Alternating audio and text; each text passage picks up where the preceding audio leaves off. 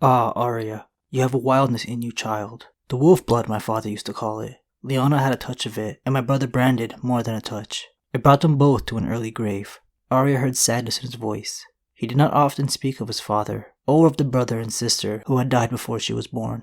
Lyanna might have carried a sword if my lord father had allowed it. You remind me of her sometimes. You even look like her. This quote comes from very early on to the first book, and happens to be the first mention of wolf blood in the series, and it won't be brought up too many other times. The 5 Stark children of Ned and Catelyn heavily take after their mother, well, all except for Arya. Robb, Sansa, Bran, and Rickon have the physical traits of a member from House Tully in the Riverlands. The fair skin, auburn hair, deep blue eyes, and stocky build. Arya, on the other hand, had the typical Stark features of grey eyes, a long face, brown hair, and a skinny build. Having wolf's blood has nothing to do with your appearance, however. Just look at Jon Snow. Out of all the kids, he's said to resemble Ned Stark the most, but is the least wild of the children. He clearly took after Rhaegar Targaryen's quiet nature instead of his Stark side. Wolf blood also has nothing to do with warging either. It was never really clear in the books, but George Martin came out and said that all the Stark children had warging abilities to a certain extent, with Bran the only one trained to utilize them. Yep, even the least Stark child, Sansa. Her direwolf was the first to go, so any chance of her powers activating had left the window. Their bonded direwolves were their guides, and without Lady, George Martin has called Sansa lost. The wildness that many Starks carried is written to make us readers believe it's hereditary. Ned isn't the only one to bring up wolf blood. In the very next book, Bran would remember old Nan mentioning the same term. Of late, he often dreamed of wolves. They are talking to me, brother to brother, he told himself when the direwolves howled. He could almost understand them. Not quite, not truly, but almost. As if they were singing in a language he had once known and somehow forgotten. The Walders might be scared of them, but the Starks had wolf blood. Old Nan told him so, though it is stronger in some than in others, she warned. Arya's willfulness, violence, and short temper are clear to see and easy to compare to her aunt's personality because of all the POV chapters that we have from Arya. But Rickon is a very different case. It's clear he's being set up to be the most troublesome part of the family, even though the show decided to do nothing with this character. He's only 5 where the last book left us. You can attribute his behavior to his young age and the fact that he's been very confused and anxious ever since his family began to leave him one by one, never to return. But the exact chapter old Nan brings up wolfblood is the same Rickon's character is fleshed out, so obviously not a coincidence by George Martin. He's already swung a sword at a few guards who were sent looking for him when he ran off, and bites anyone that tries to cut his overgrown hair. So he hasn't reached the stage where he's on a killing spree like Arya, but he doesn't have to. He has Shaggy Dog to do all that for him. The last we hear from Rickon, he's with the wildling Asha, on possibly the most dangerous place in the Seven Kingdoms, on the northern island called Skagos. This cold, mountainous location is very difficult to survive, with savage cannibals and unicorns running around. One of these unicorns even engages in a fight with Shaggy Dog. Asha only sailed through the rough waters to reach this place because she knew how much it's feared by everyone. No one would look for him here.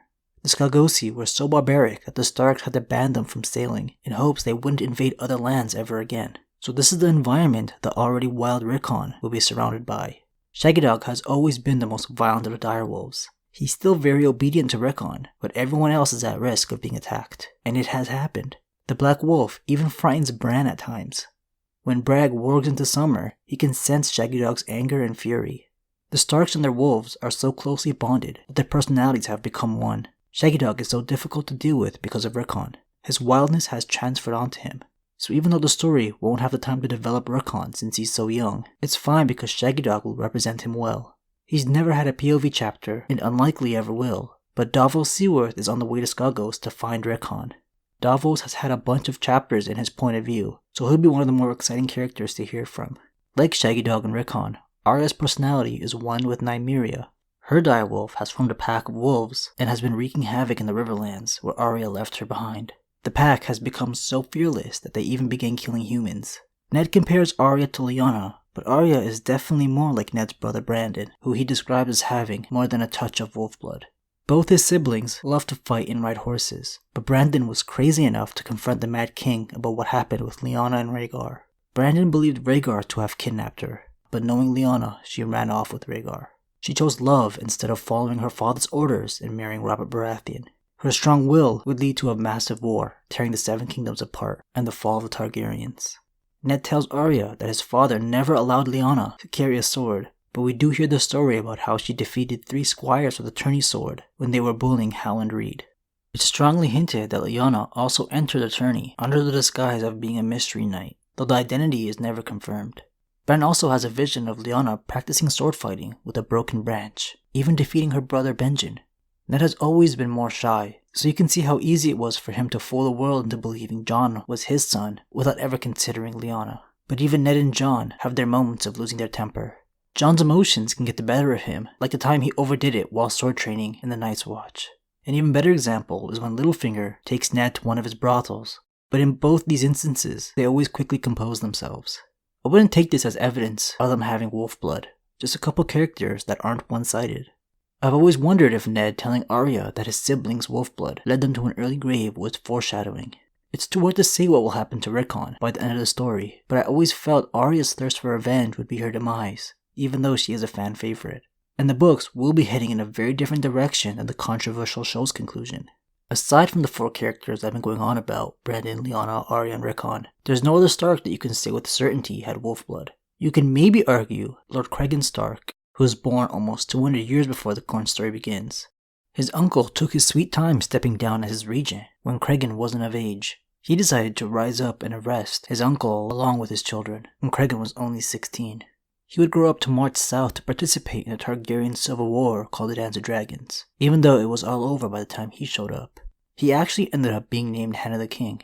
After he set things straight after the war, he just got up and left after serving for only a day. It's also mentioned that Aemon the Dragon Knight, who was one of the most skilled characters in the lore, believed Cregan to be the finest swordsman he ever fought. But since many of the other Starks in this family tree have little to no backstory, aside from who their parents were and how they died, I'm sure there are a ton more who have wolf blood.